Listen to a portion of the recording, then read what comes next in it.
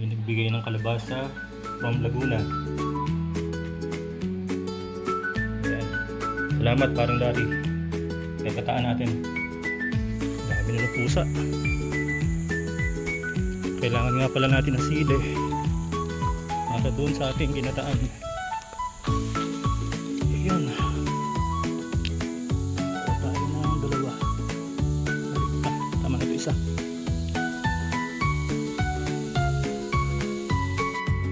Okay guys, ito yung mga sangkap sa ating ginataang gulay.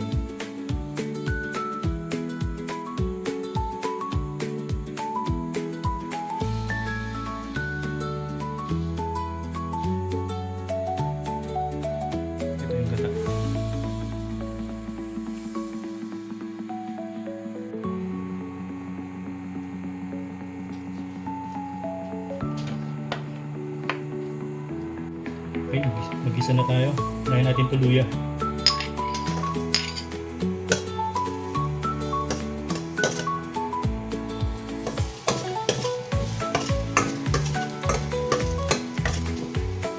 Sunod natin sibuyas.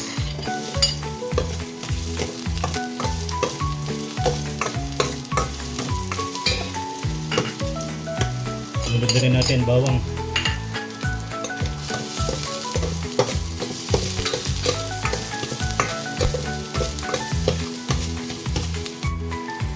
Sunod natin ang baboy.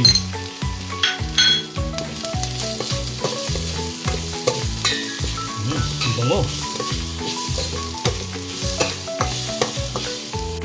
Lagyan na rin natin kamatis.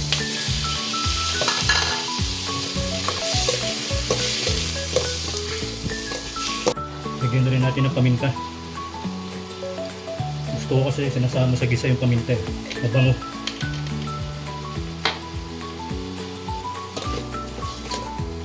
Yan o.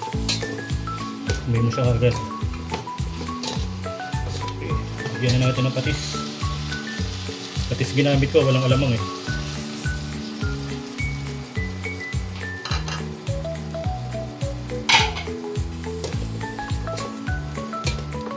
Meron palang alamang sa rep.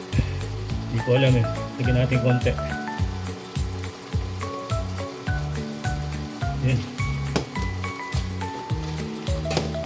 Ilagay na natin mga gulay. Unahin natin ito kalabasa at ang palaya.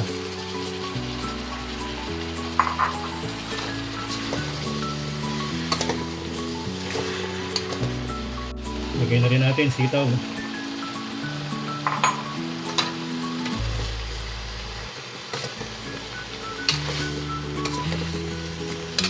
Ilagay na rin pala natin ito. Ito yung pangalawang piga. Lagay ko sa freezer eh. Ito yung isa.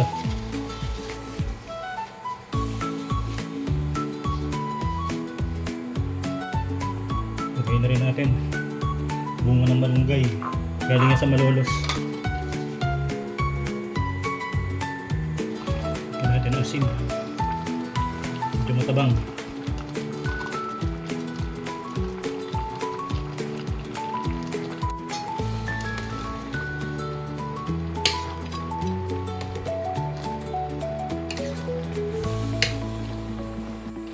Lagyan na rin natin talong.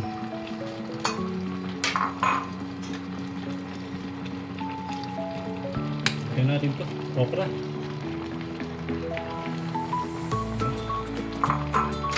Ito ang sili.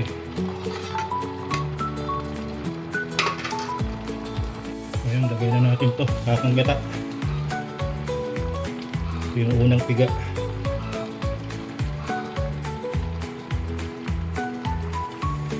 Ngayon na natin haluin. Okay, haluin muna natin.